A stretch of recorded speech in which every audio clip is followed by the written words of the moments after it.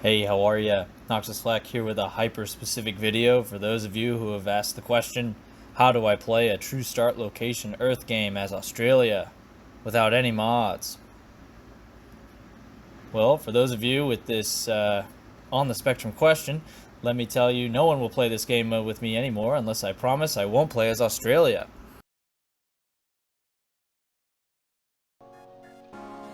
So I was actually going to make my second video about my all-time favorite indie game, FTL. But as you can see, I may have changed the game's language to Spanish. And I have no idea how to send it back. Googling has not helped me. And, as you can see, this game is entirely text-based. The entire game is Spanish. I don't know what's going on here. I don't know what this is. I don't know what mistakes I'm about to make. Yes. So until this has been solved, we will be playing a different game. Here we are, Civilization 6, Gathering Storm. The backup game. This is not the time to have the debate on which Civ game is best, 5 or 6. But it's safe to say I've played a little bit of both. So let me show you how to set this up. Single player, create game. Your boy John Curtin. King difficulty, as this is a tutorial and we're not doing anything fancy. I like standard game speed. True start location Earth. And then in the advanced setup, I like to have one civilization AI per continent.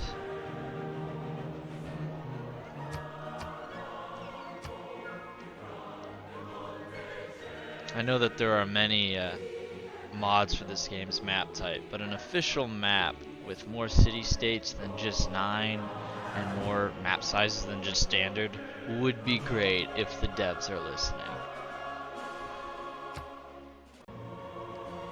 Skipping right past Sean Bean's magnificence, here is a summary of John Curtin's abilities with Australia. First, 100% production in all cities if they have either received a declaration of war or liberated a city in the past 10 turns. Second, +3 housing in coastal cities. Pastures trigger a culture bomb. Yields from campuses, commercial hubs, holy sites, and theater squares are +1 in tiles with charming appeal and +3 with breathtaking. Take note that this land down under ability is why Australia is so powerful when actually playing in real world map Australia. Finally, the digger unit, which replaces the rifleman, is just fine, and the outback station, which is OP in the real world map scenario, as we will see. Let's begin.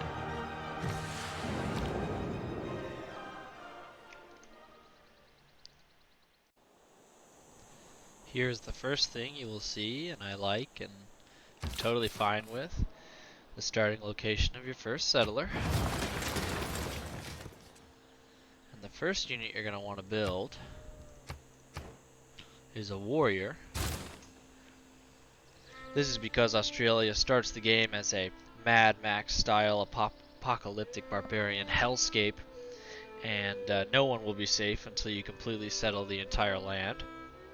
Next, you're going to want to move your first warrior to the northeast in order to find the natural wonder up there. Finally, you're going to want to turn off the game music. This is very important. And play Civilization 4's opening song, because Leonard Nimoy is king, and this is how all Civ games should start.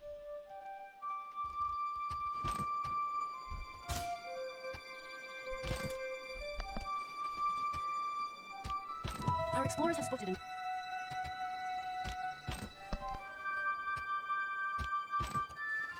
Organisms don't think of CO2 as a poison. through exploit of civilization.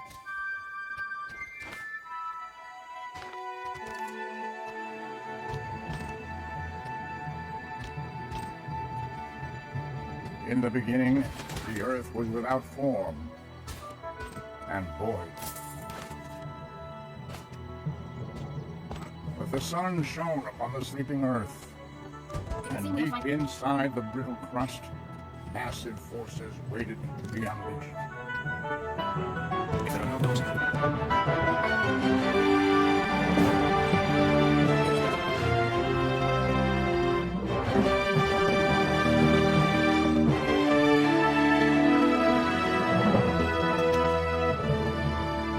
The seas parted and great continents were formed. Mountains arose, earthquakes spawned massive.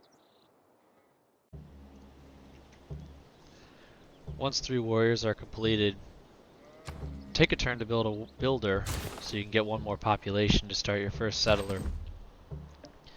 Your first settler is going to be settled in the northwest region where this encampment is to take advantage of this Great Barrier Reef science yield early on in the game.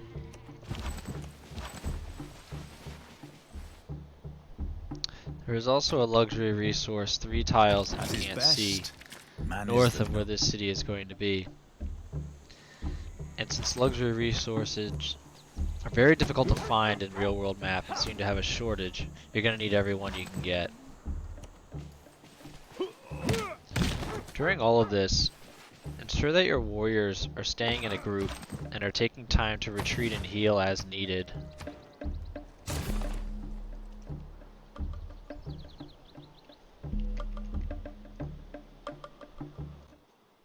Tidal waves.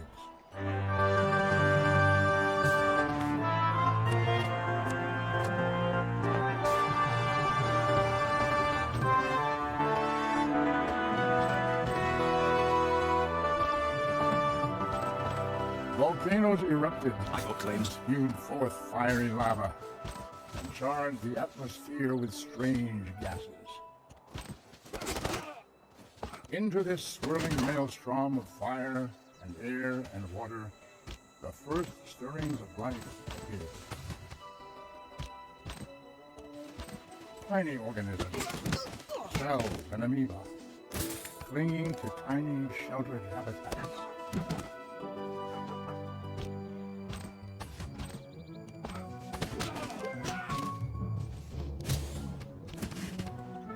But the seeds of life grew and strengthened and spread and diversified and prospered.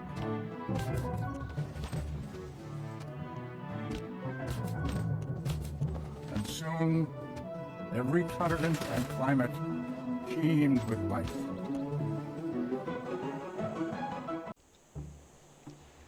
Now that your worker is completed, you can see the bonus from Australia's culture bombs.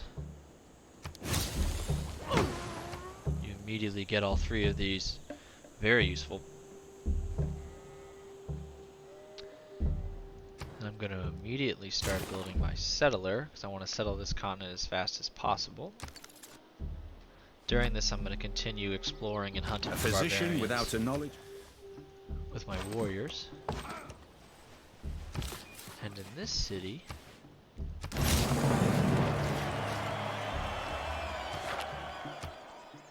I'm going to tell the worker to work the Great Barrier Reef, or I guess ensure it will. It should do it automatically, which close to doubled our science per turn nationally.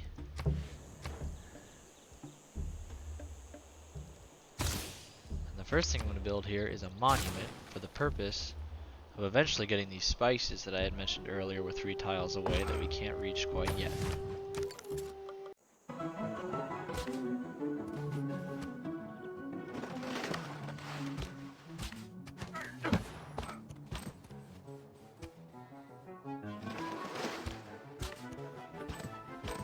And with life came instinct and specialization, natural selection, reptiles, dinosaurs, and mammals. And finally, all the species known as man. And there appeared the first faint glimmers of intelligence.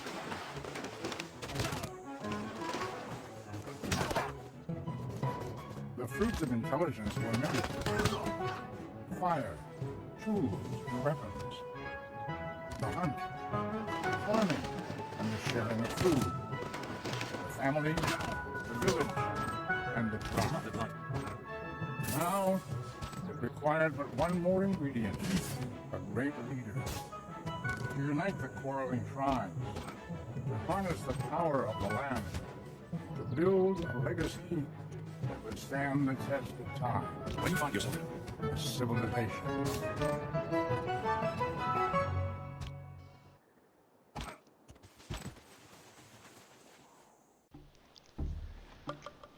Alright, now that we have our second to last settler.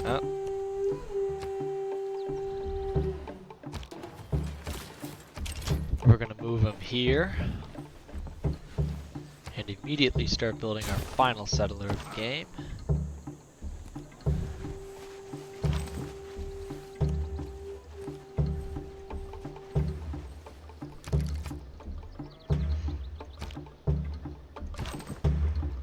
During this time, I will be using the God King economic policy, not so much for the gold, but mostly for our first stage of our religion. It's giving us +1 per turn. We need 25. Afterwards, we will switch back to urban planning so that these new cities can build things faster. As you can see, we're already having an amenities problem due to the difficulty. Be fixing that soon.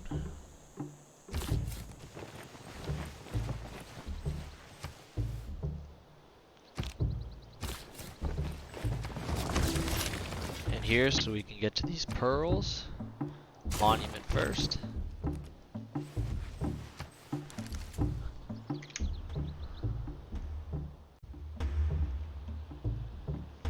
Stepping ahead of the more menial turns, I have now switched to maritime industries with the goal of building 2 galleys to start exploring the world and finding city-states as soon as possible. Now that we've cleared out the barbarians from the actual island. Next, we've unlocked trade routes, so I'll be using money to buy a trader. And I want to put it in Brisbane, because Brisbane needs to grow quickly from having 1 population, so that I can build an important wonder there later. Also, the barbarian ship just taking shots at my city is a whole bunch of fun.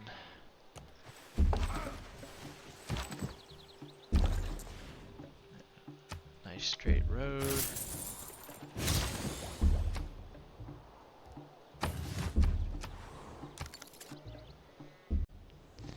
Now that our 4th and final settler has been built, we're going to move him get that on, right here, which is the foundation completed for the 4 Australian super cities. Next, we're going to build a holy site using the Australian benefit on breathtaking tiles, right here. And here, as said before, we're going to start building galleys. Then using cash, buy a builder, because as said before, Brisbane needs to grow to be a much larger city. And improving the tiles is going to be a step there. Brisbane, you're going to die, aren't you?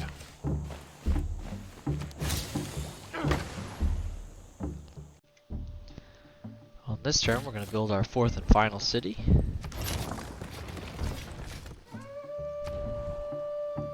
And in this city, we will be building a monument like the others. This worker that just built this pasture and caused this 3-tile culture bomb is going to move up towards those pearls that we need to solve the amenity problem that we're having in our empire.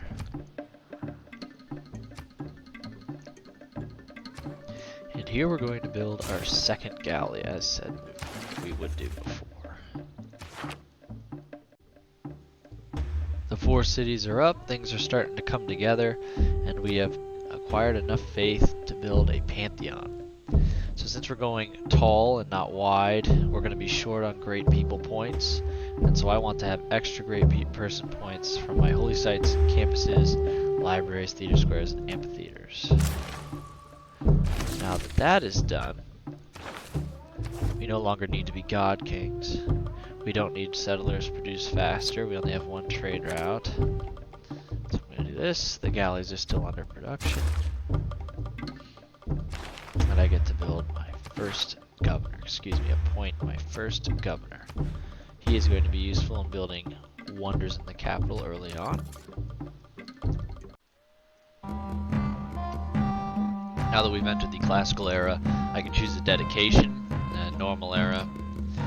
We will be going for a science victory, so I'm going to go free inquiry. It'll motivate me to get Eurekas and for building scientific buildings.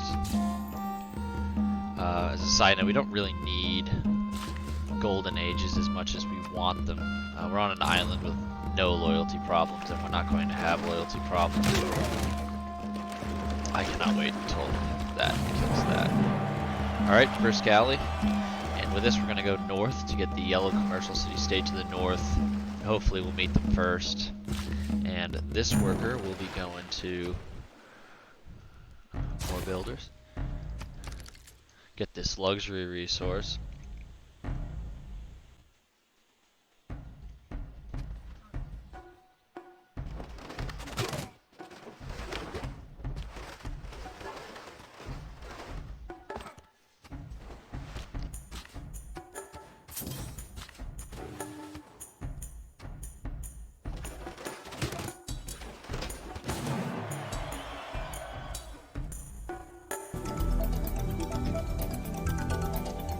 It is equally important.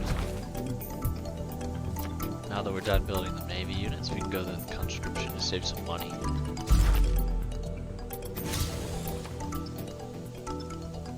Start fighting back against them.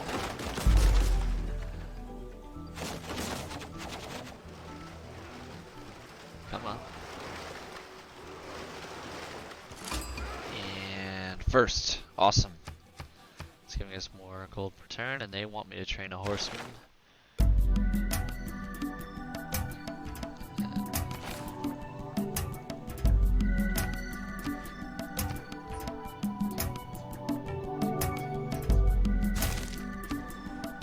Get that great profit out of here faster. Get me a builder.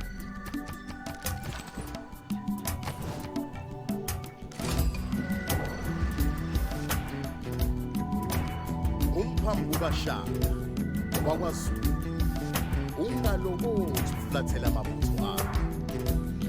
The Shaka found us. Looks like he almost beat that city-state before us. Each of us is carving us.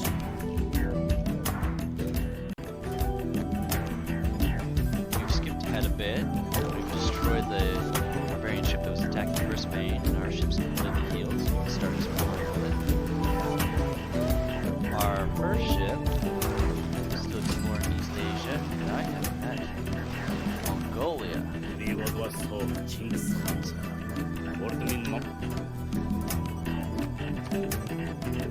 Don't know where Hong Kong is. Really hoping he didn't destroy Hong Kong. In our capital, we're going to try to use this time to build the Oracle. No promises there, but the +2 great person points for each building type would be a lot of help on a small island, of course. And the builder in Brisbane is going to get the fish both to grow Brisbane and to give us this Eureka.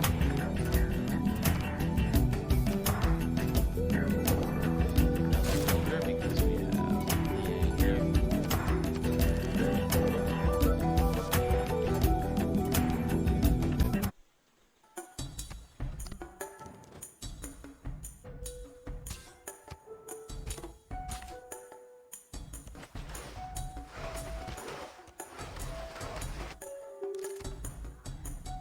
Wealth consists not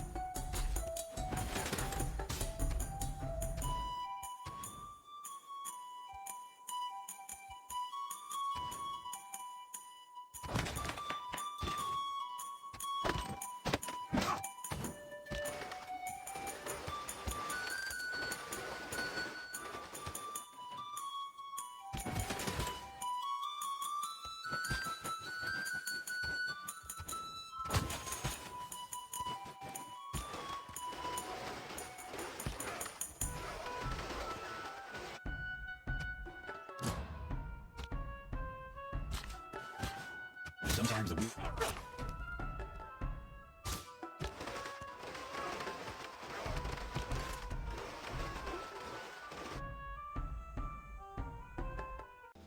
These spices to the north of Perth are the second and last luxury resource you're going to have available to you in Australia. So you absolutely need it. And since the real world map is really, love that delay, really short on luxury resources or luxury diversity, I'm going to have to show you in a bit the way to solve that problem in Australia.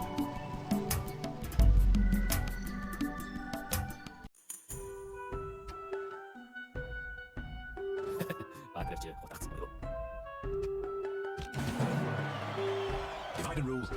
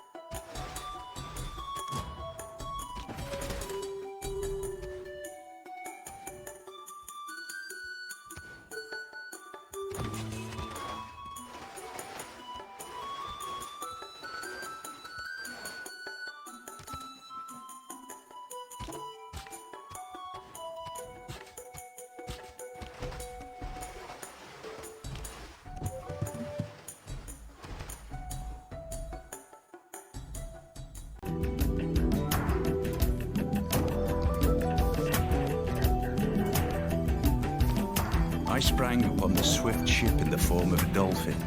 Pray to me as Apollo Delphinius. Also the altar itself shall be called Delphinius and overlooked forever. There you have Oracle, First Wonder. Giving us more great people points per turn. Just in time for that. And that will snowball as the game goes and as our capital builds more districts. But we're going to do Watermill in order to boost construction. That looks like it's barely helping us with games and recreation. But Coliseum is key to the real world map Australia strategy, so we'll be making sure we get that first.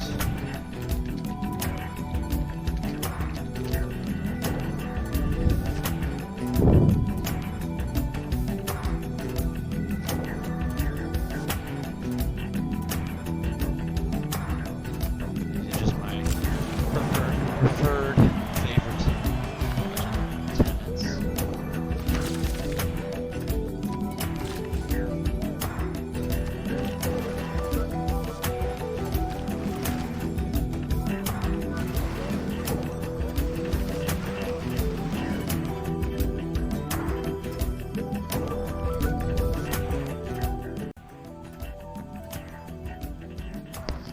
It's also worth pointing out that we're building the audience chamber in the government plaza in Perth for the +1 amenity, +3 housing in cities with governors.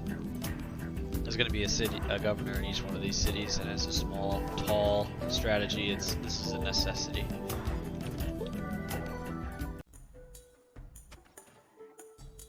People who cannot find time for recreation create with the heart.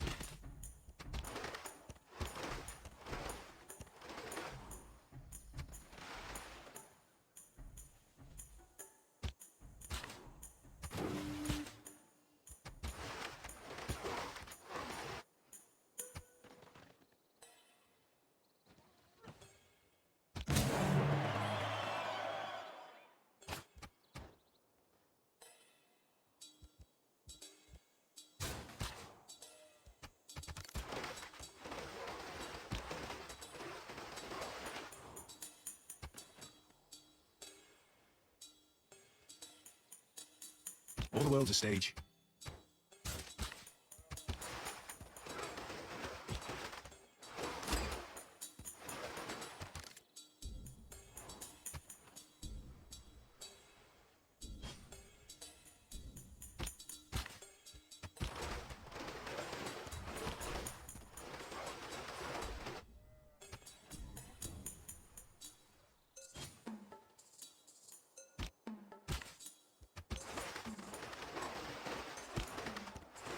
Signe, he's at 250.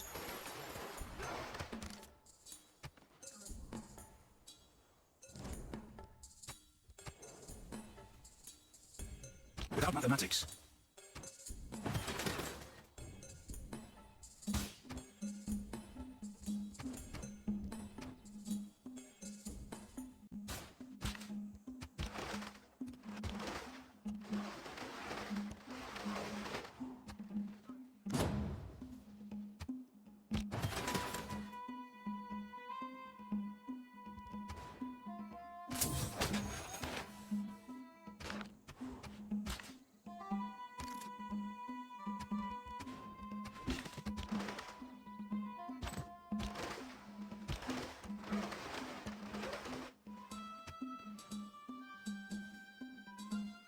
And suffers.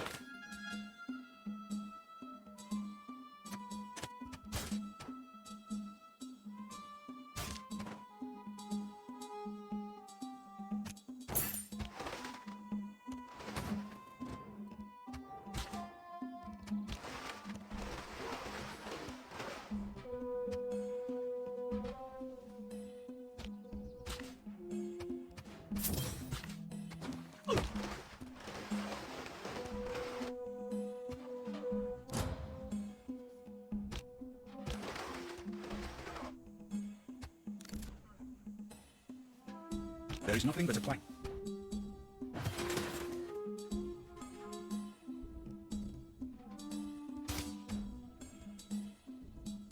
Alright, that little fast forward done. Brisbane is now done with its greenery, and we're going to try to build the Petra here. And you can see it's going to take a few turns on paper. But, if you see all these desert tiles, they'll be worth +2 food, +2 gold, and +1 production. Plus, these horses are going to be a starting point for our outback stations, which will be able to add to this bonus, making Brisbane really OP. That is, of course, if we can get Brisbane to actually finish the Petra. And if you've been paying attention to what's been happening in our capital,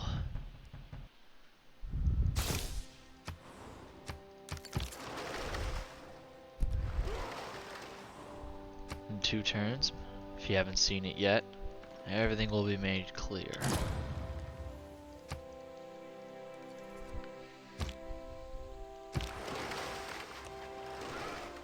We're moving our navy back to defend the continent because we can't go any further without the ability to go into ocean tiles.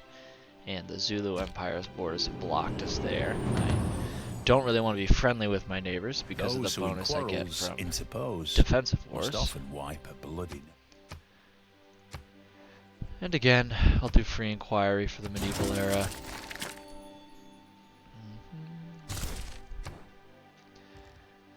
The Colosseum. This was extremely important for the Australia real-world map game.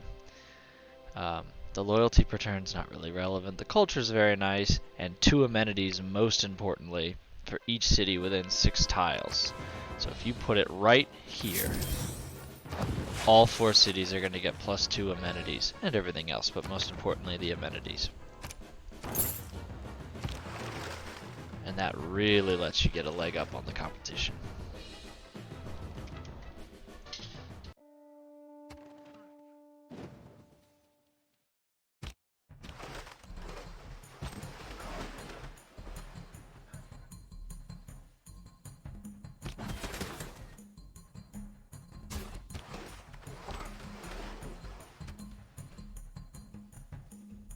I lived through some terrible things.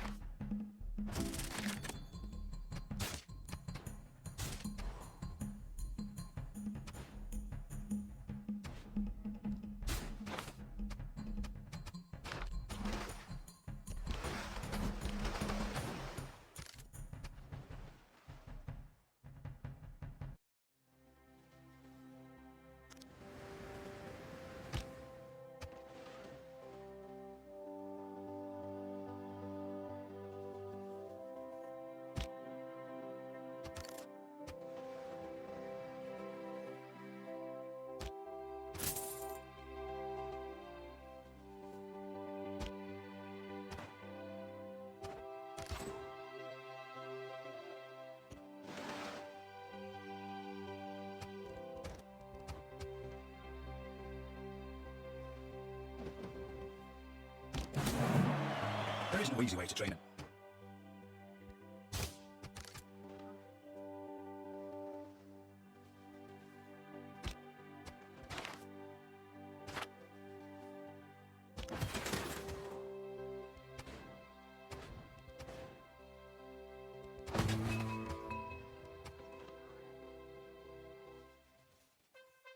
Defense is superior.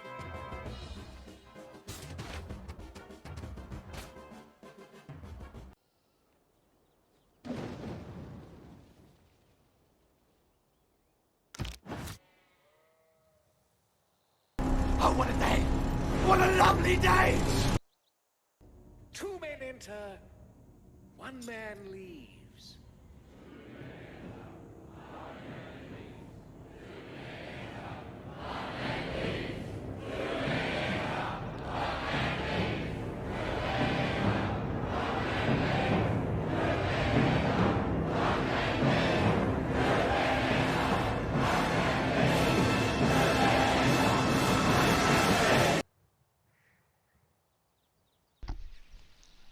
I don't know about you, but when I build a stadium in the middle of the Australian wasteland for the sole purpose of gladiatorial combat, the first thing I think of is Thunderdome. Now that that's built, our amenities are through the roof, and our people are at ecstatic, which means that all of our cities are growing at 20% faster rate, and all non-food yields, every single one of these, is at plus 10%.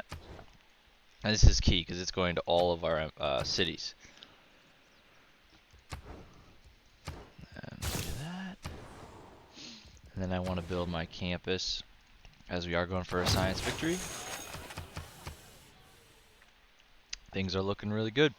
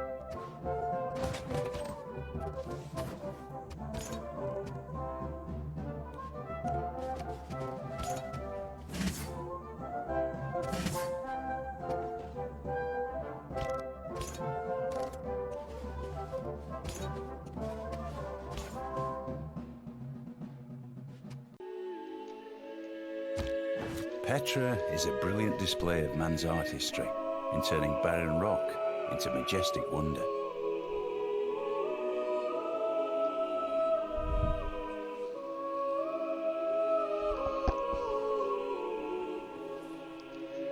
And there it is. Few inventions have been. Petra in Brisbane. And as you can see, these otherwise useless desert tiles now give us pretty good yields. And because of that, we want to grab these from Adelaide. We'll save that for a district. And this one's going to be huge. And since we'll want to improve them, let's build a worker.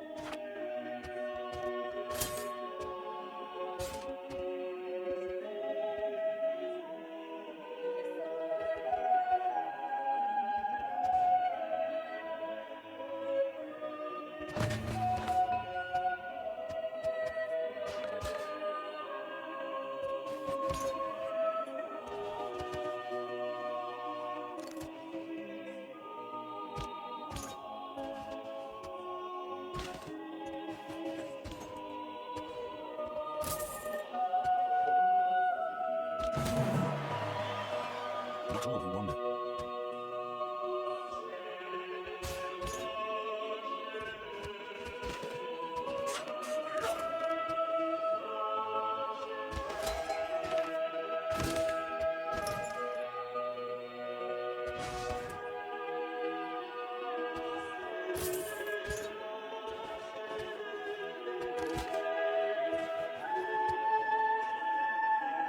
It's all papers and flags.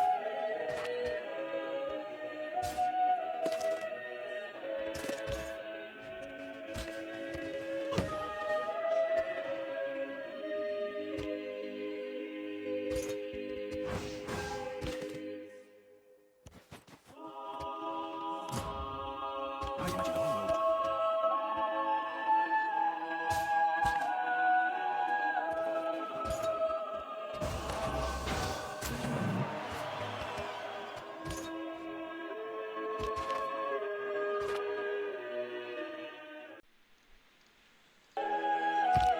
We can roam the bloated stacks of the Library of Alexandria, where all imagination and knowledge are assembled. We can recognize in its destruction the warning that all we gather will be lost.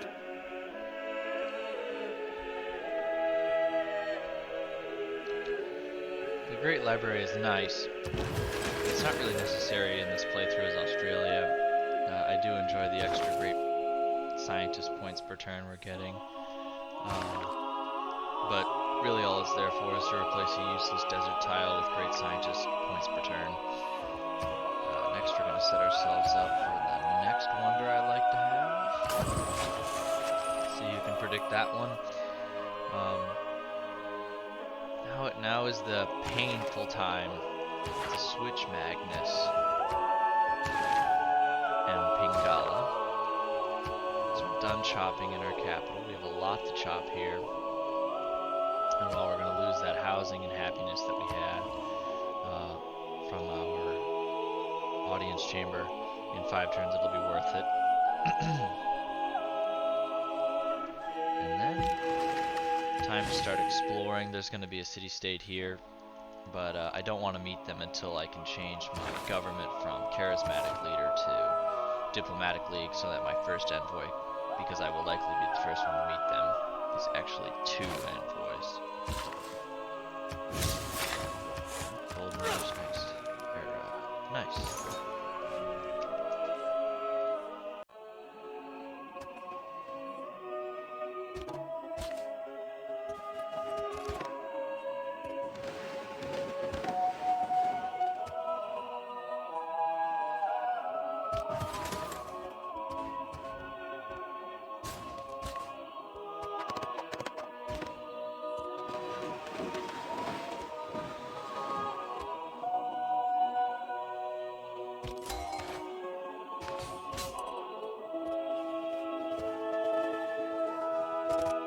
As it turns out, Mount Kilimanjaro is not Wi-Fi enabled.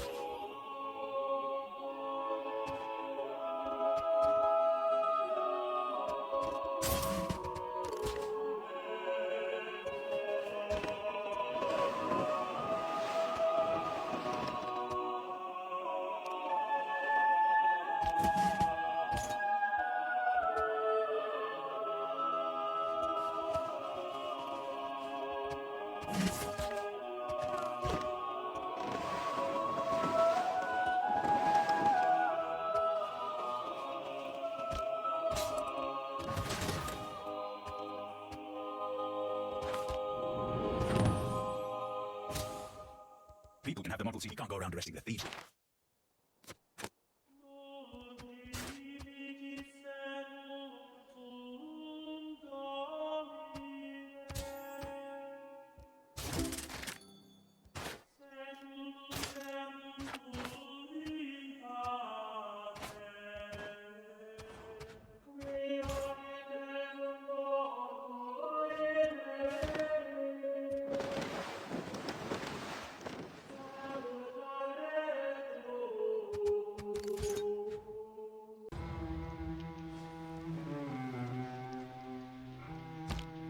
At Rhodes was set up a colossus of 70 cubits high, representing the sun.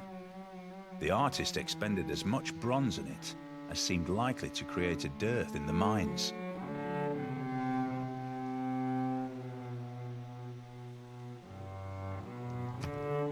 So one of the issues with playing small or tall is the shortage of trade routes and therefore gold per turn.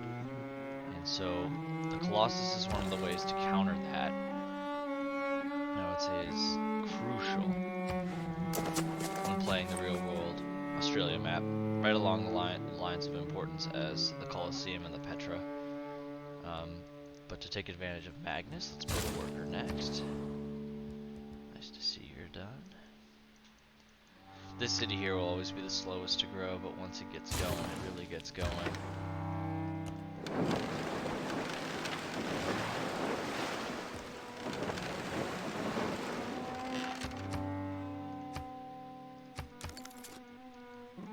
And then we're going to want to circumnavigate the world, so let's get a second caravan going.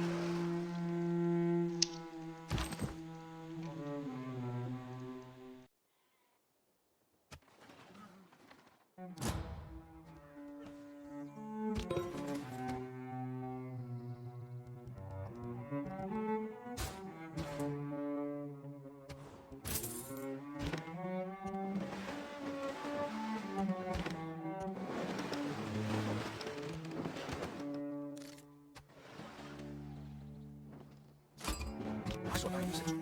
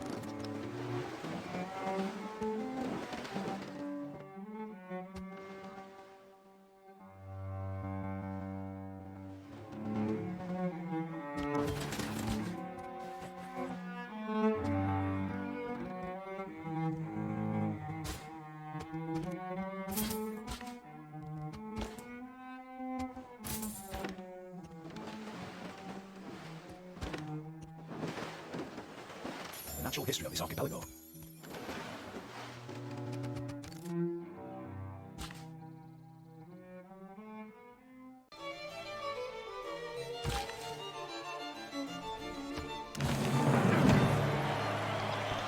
And now we've built our first outback station, the special improvement for Australia. As you can see, combined with the Petra,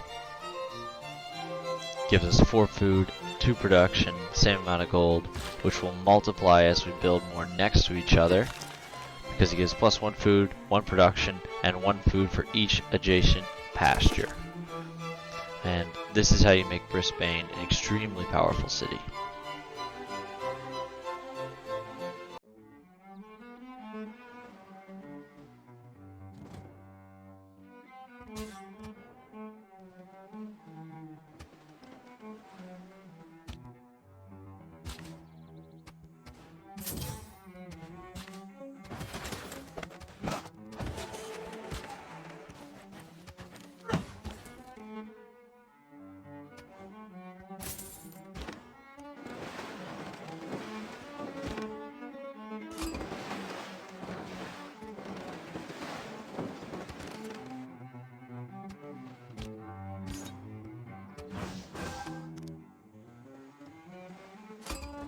out there, didn't you?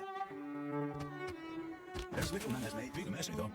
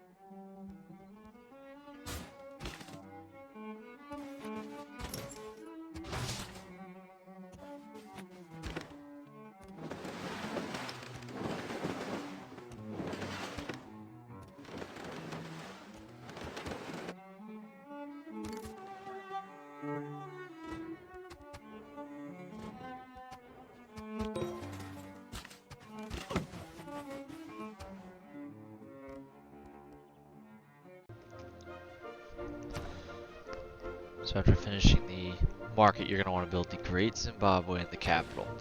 Reason for this being, there is a shortage of trade routes you can have in a small country, and this one will add one, and increase gold per turn in the capital with all trade routes dramatically.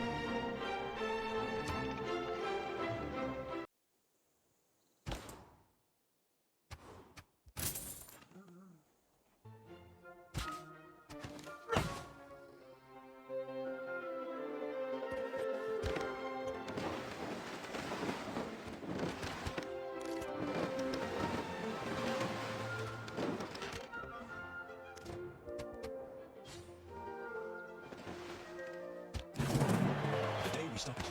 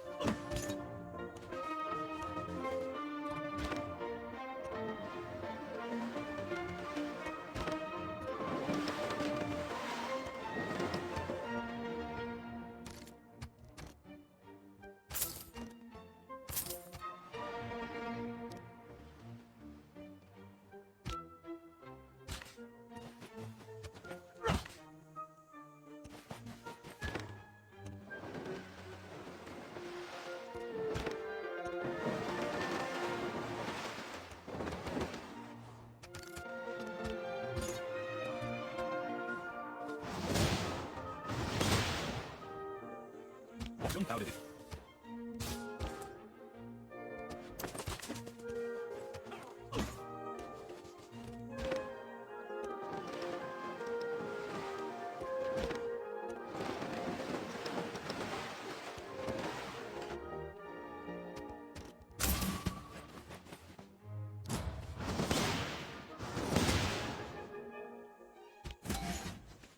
It is not the man.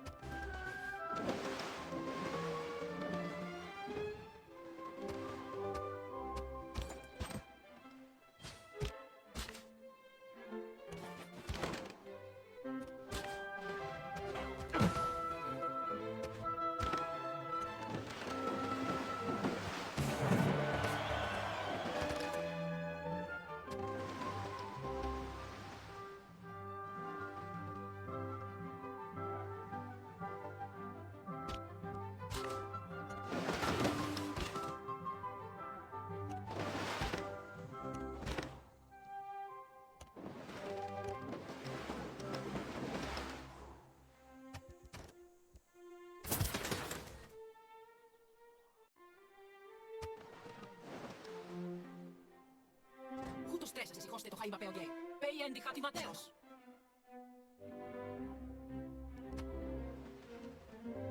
All the best romances bloom in the midst of a good siege.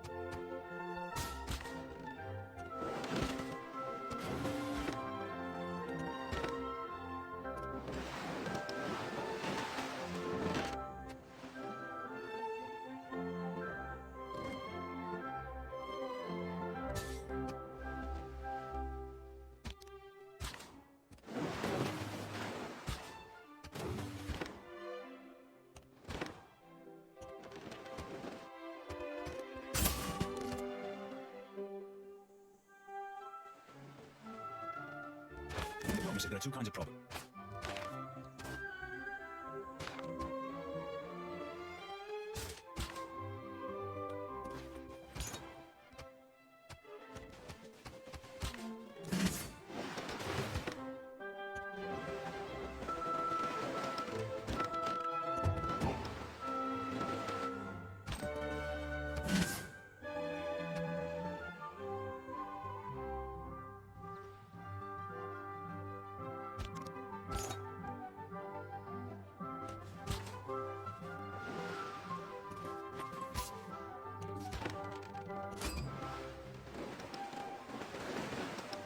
Oddio.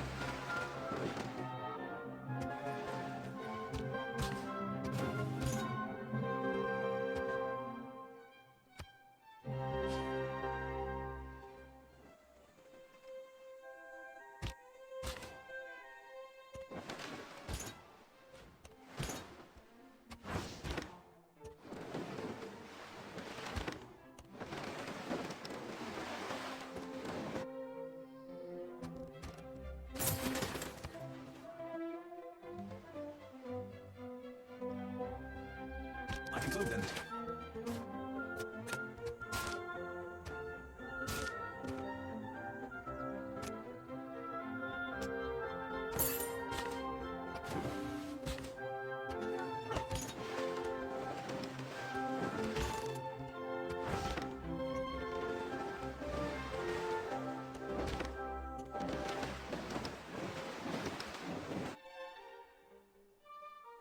King Solomon gave the Queen of Sheba all she desired and asked for, besides what he had given her out of his royal bounty.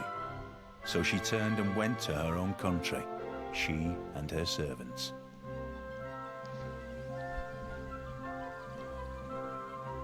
There's the Great Zimbabwe. With the creation of that, it's important to remember that you're going to want to have a spy counter-spying on the commercial hub next to it, as that's going to now be a target for the rest of the game for the enemy team spies. Because of all the money you're going to make in that city, it'll take a little bit of time for you to move your trade routes from your other cities to the capital, but after you start making a lot of money, the strategy here is to build new districts and use cash to purchase the actual buildings within those districts. And since we're about halfway through the game, let's take a look at the world rankings. We are 4 techs away from second place, and we're last to nothing. We really don't care about religious victory. And it's at this point, the post-Zimbabwe part of the Australia real-world map game, that you really should start excelling past everyone else, especially in tech.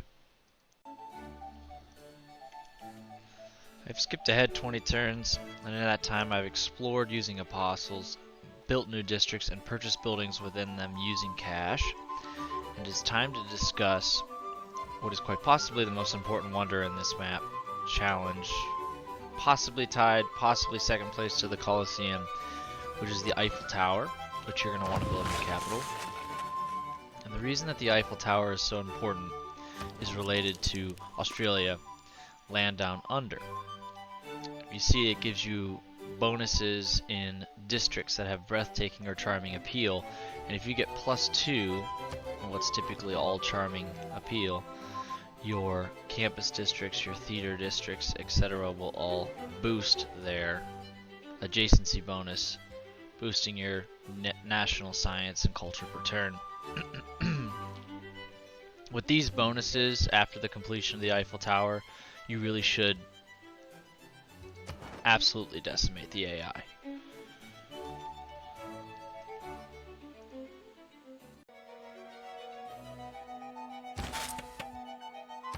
I ought to be jealous of the tower. She is more famous than I am.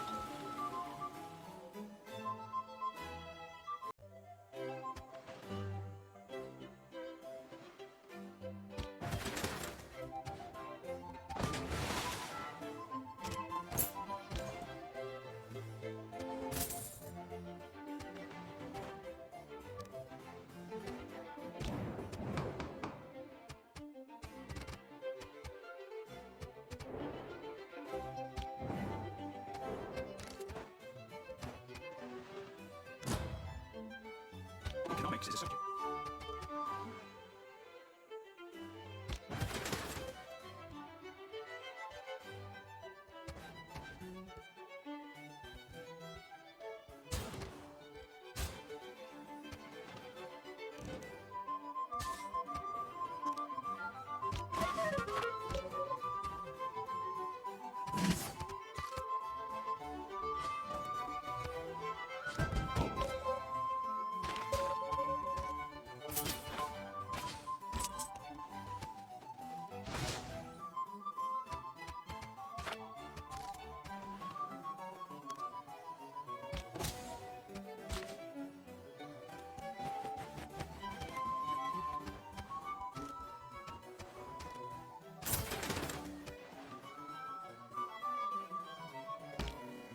The clever men at Oxford know all there is to be knowed, but they none of them know one half as much as intelligent Mr. Toad.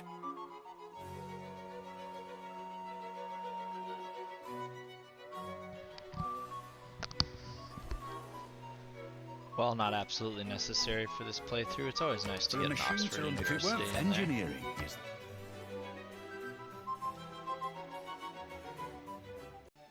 Bolshoi Ballet is a universe of the imagination, a place of magic and enchantment, beauty and romance.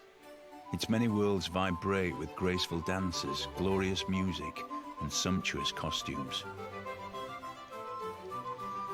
This game is going extremely well. You don't normally get this theater with the Oxford University, let alone right next to each other. Destroying rain, the effect of That is a big boost. We're going to win a little earlier because of that.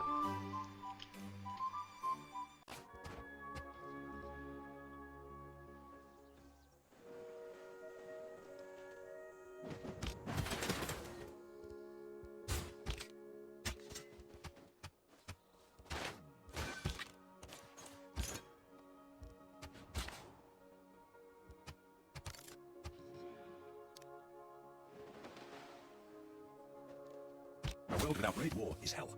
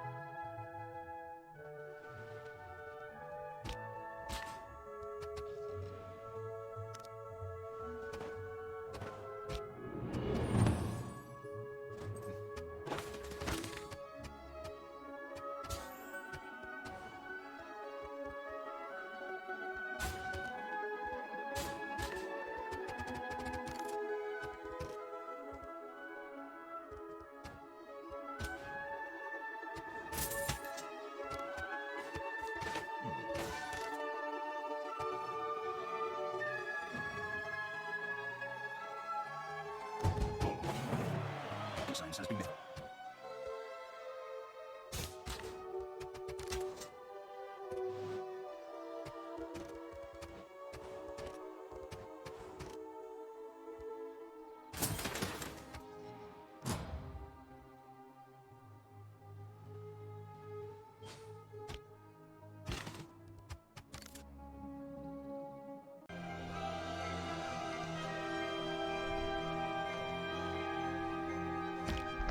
The industrial heart of Germany practically stopped beating.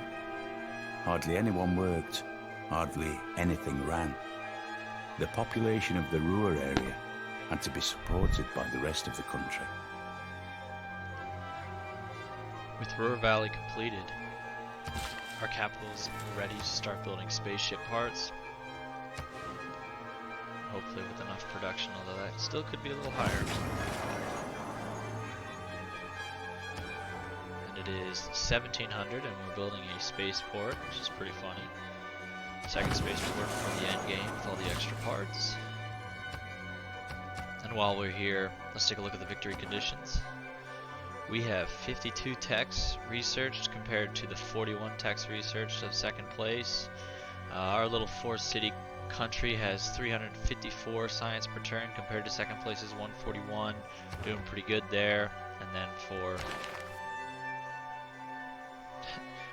we have 35 great scientist points per turn with only 4 cities, so I'd say things are going pretty good for us.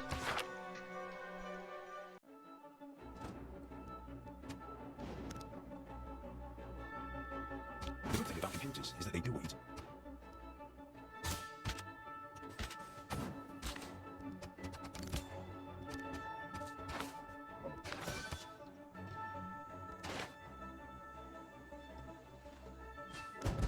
In order to rally people, governments need help.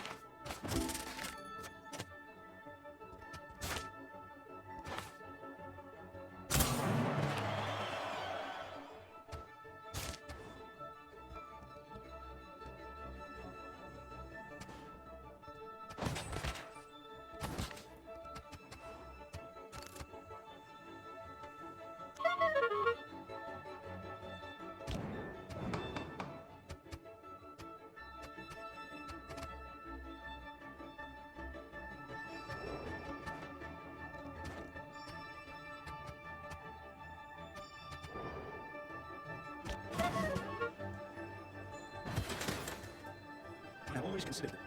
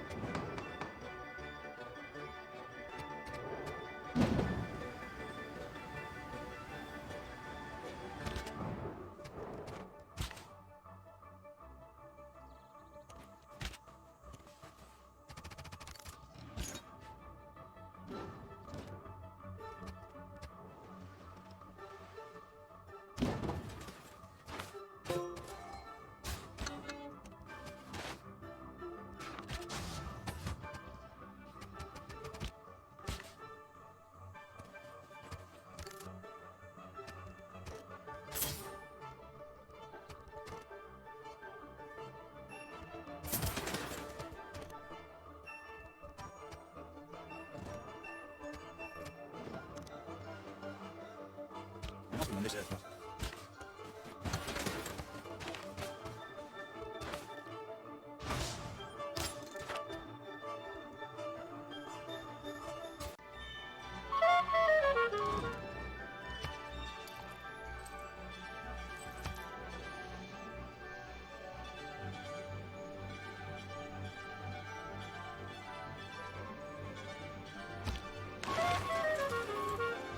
skipped ahead a bit. Due to the 2 simultaneous dust storms, things slowed down a bit, but nothing too serious. Our first spaceport is completed. That's going to be so annoying because I want to build spaceship parts and I can't repair with money. But anyway, we are now in the end game. We're going to start launching spaceship parts to the sky. You can see in the specific science tab, we've got build spaceship, obviously research rocketry. We're now launching the Earth satellite. No one else has even researched the tech, so we're pretty far ahead. So this is the end game. We're already ahead in tech than we are of our production. We were able to purchase an encampment using Reyna's government ability to purchase districts with gold, and we're doing that so we can stockpile a larger amount of aluminum to use on the final parts. Yeah, but so far it's looking pretty good.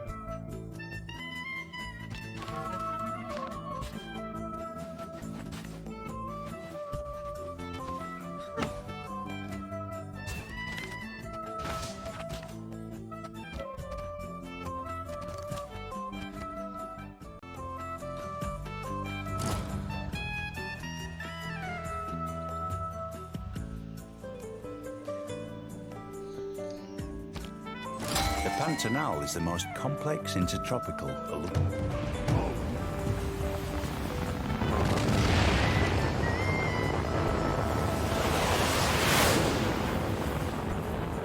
Now that we've launched the Earth satellite, we can see the entire There may moon be no map. forgiveness for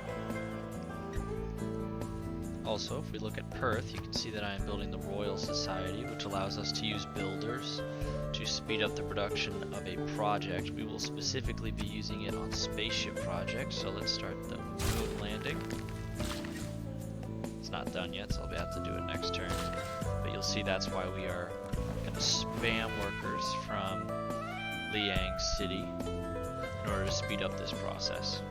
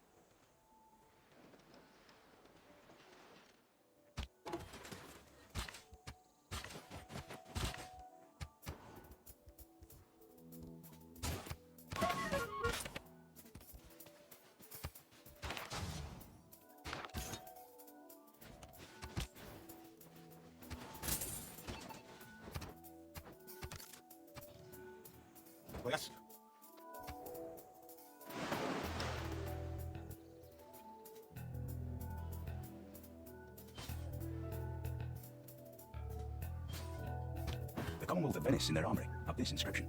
Happy is that city, which in time of peace thinks of war.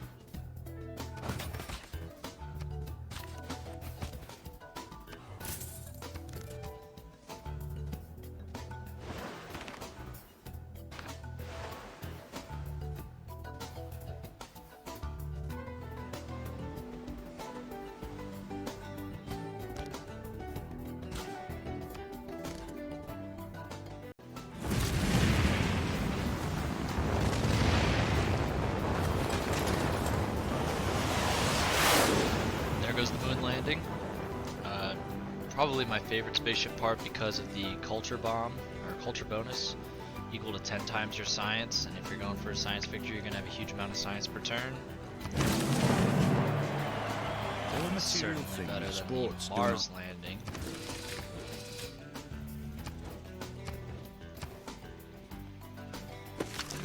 Which does nothing. Since we don't have the tech yet for the Mars landing, we can finally start repairing things in our capital.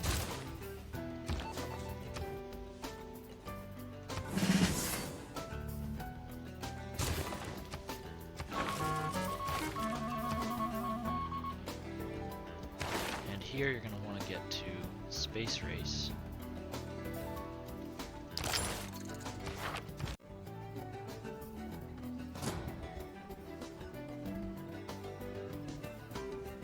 Choose to go to.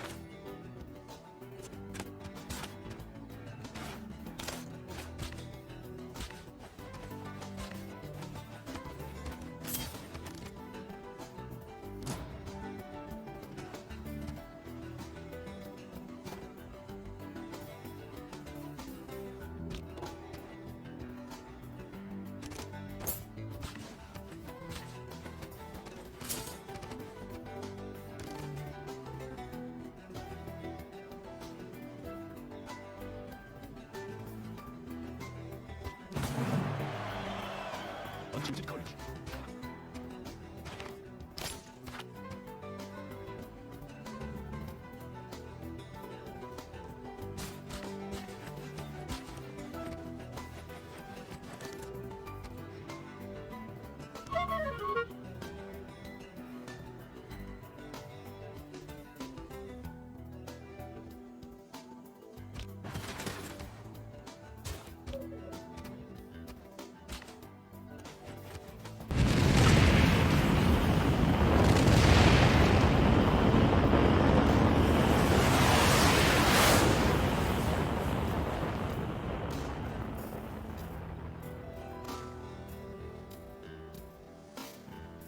If any of the developers are listening, please add something to launch Mars Colony. It is so boring.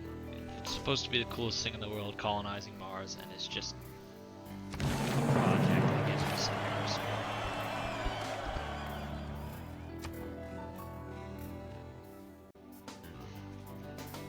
I've skipped ahead a few turns, and now our production has outpaced our science, so our capital will use this time to build some more districts and improve itself. It's already repaired all of the damaged buildings from the dust storm, and the remaining cities will be building campus research grant projects to give us more science per turn and, less importantly, great scientist points per turn. But that does hilariously result in 103 great scientist points per turn, which is absurd and obviously temporary. And the reason we're doing this is that the exoplanet expedition that we need to launch for the final stage of the space race victory is hidden somewhere in the future era, and we need to quickly get past the information era to get there and reveal them. You can skip stealth and telecommunications. They're really just for military purposes. Skip them when you're doing a science victory. And then if you look at the leaderboard, We have 64 techs to second place is 47. We're already past halfway to the science victory. I really do think we've got this. The only real fear I have is this, and still 7 points is a lot to pick up at the end of the game. So I think we have this in the bag.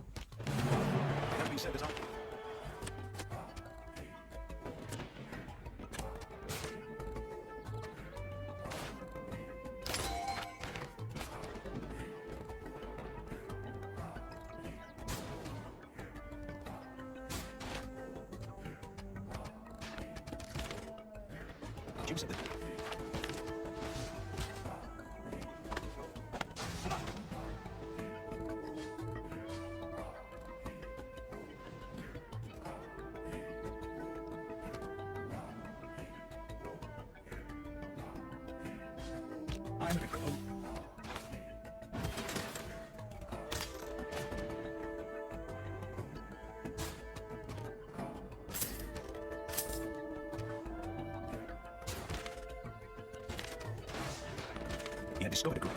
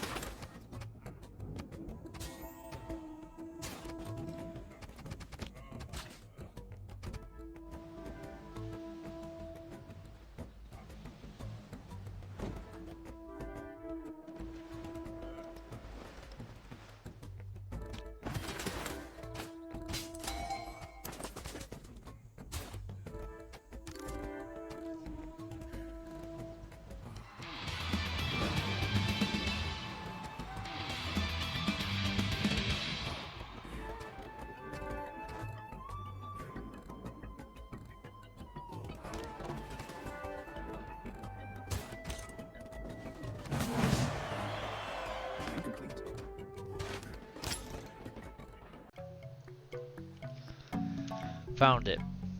Took a little risk by going for this one instead of this one, but here's the tech needed. Smart materials for the exoplanet expedition. Once launched, it'll travel at 1 light year per turn. It needs to make it to 50 light years total to win the space race or science victory, and we still don't know where the tech needed to build the projects that speed up the expedition are, so we're going to need to maintain campus research grants in the remaining cities while we do this.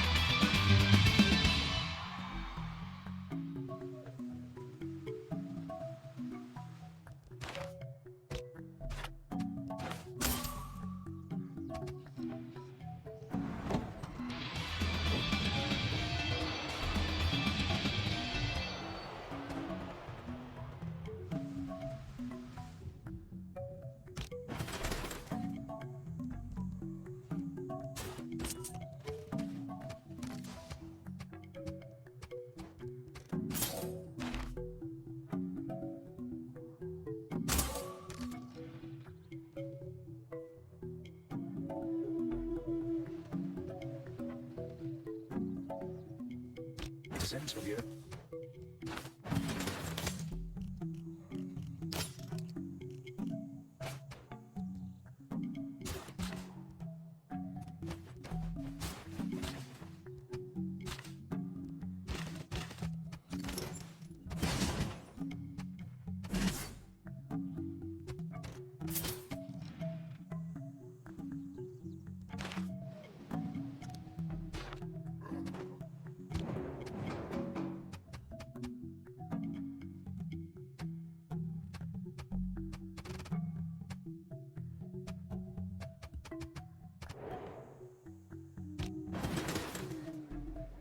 Which of all my important?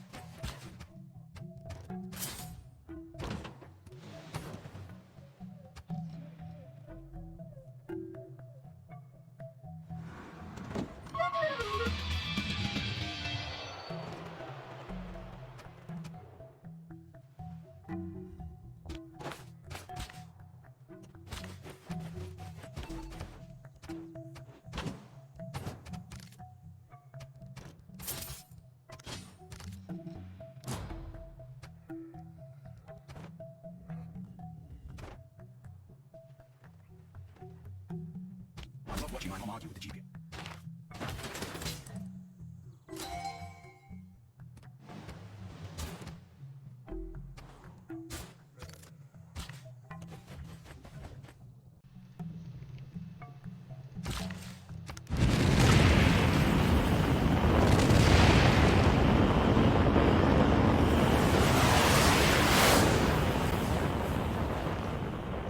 There she is, the exoplanet expedition.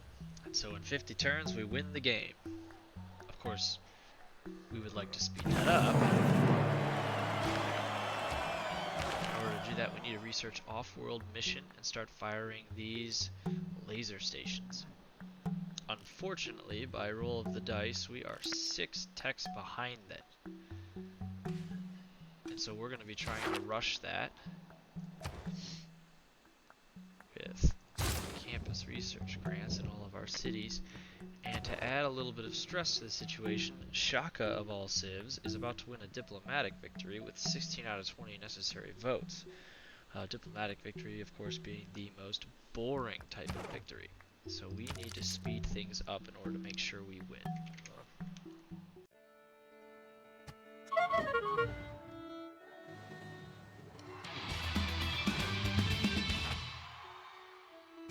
We find everywhere.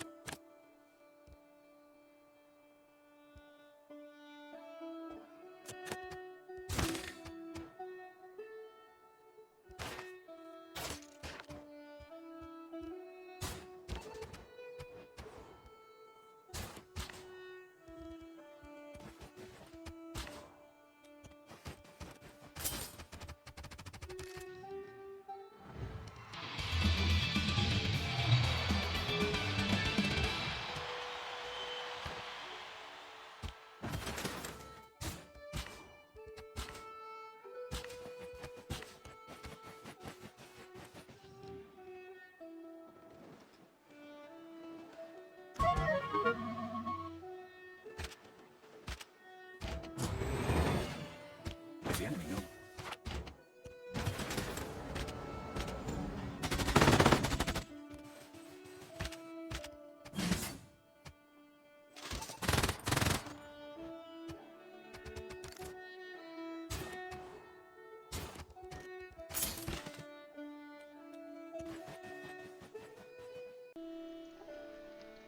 So first the double dust storm, and now an enemy spy just brings 2 modern armors.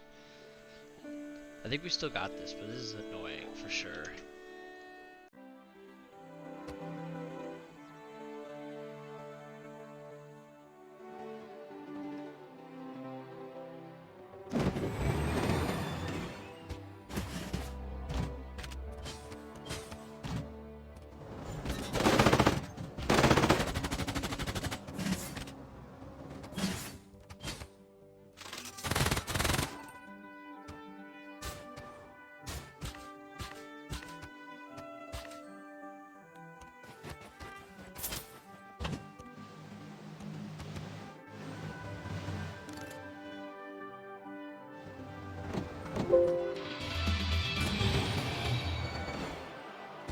shall return.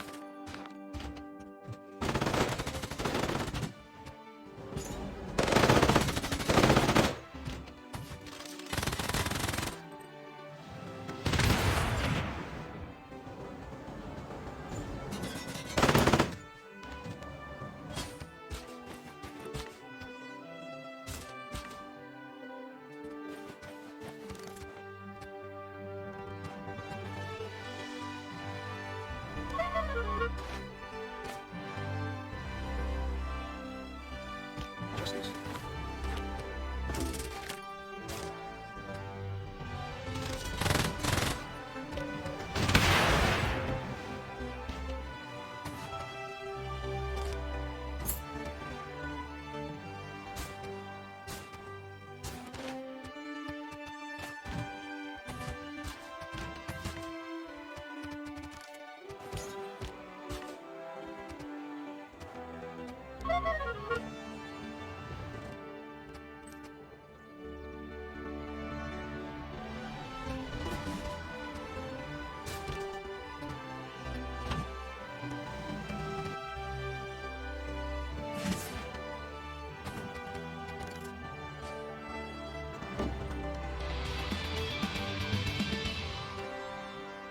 No entry.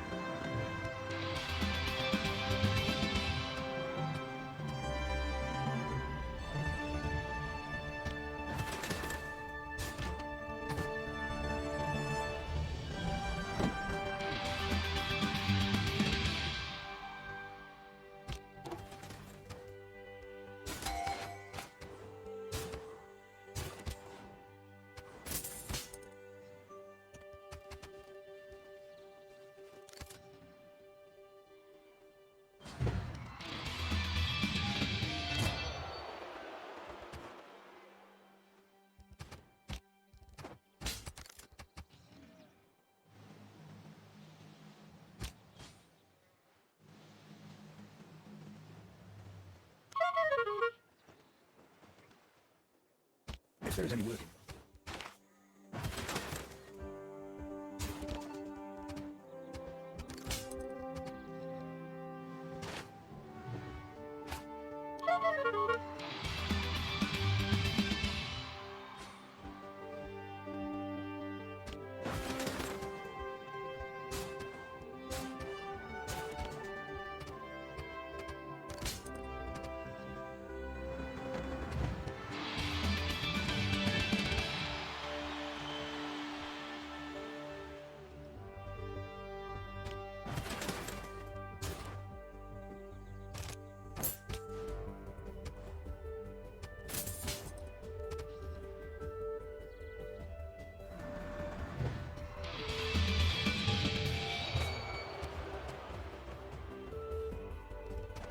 To this malefactor.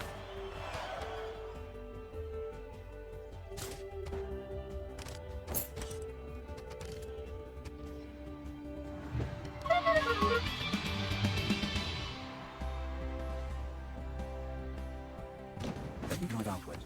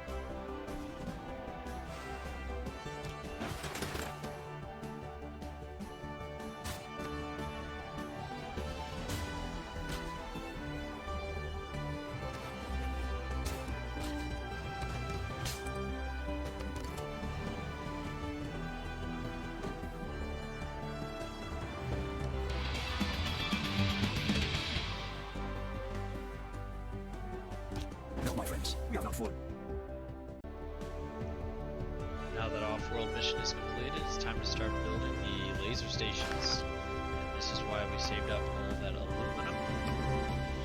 One of them costs power, one of them costs aluminum. We're going to go for the aluminum one first.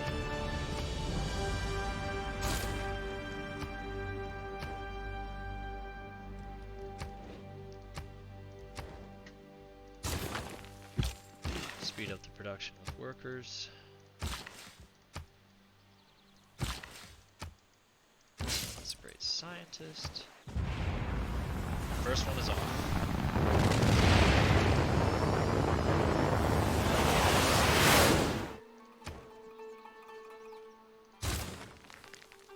We're going to repeat this process until we win the game. And right now it is going 2 light years per turn, and we've already traveled 23 out of the 50, so things should start to get very quick, very fast.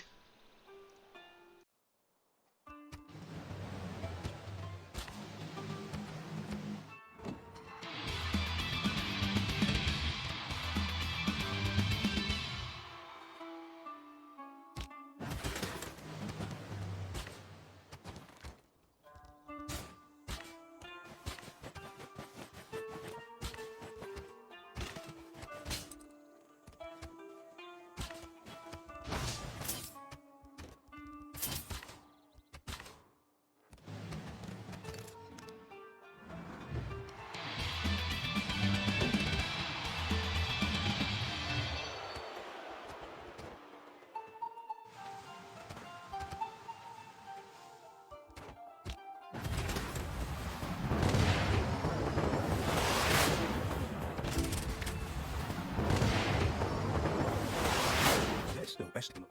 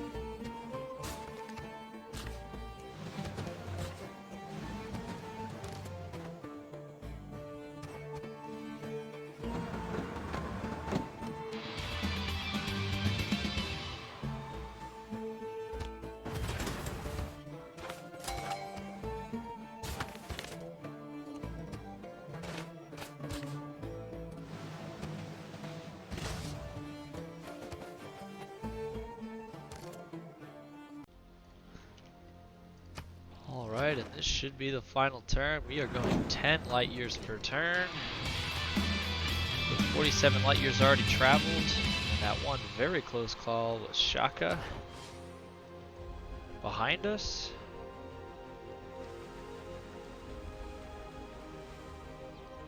The appropriate Beyond Earth soundtrack in the background.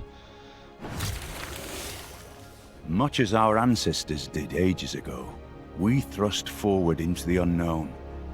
The first pioneers set forth on an uneasy course. And yet once again did our people thrive. Now, under your leadership, we plot a new course and make another world our own.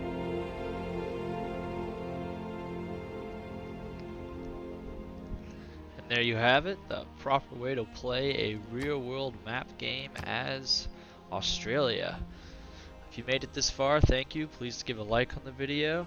And if anyone can guess what soundtracks I was putting in the back of this, because it was not Civilization 6, feel free to leave a comment and I'll give you a like myself.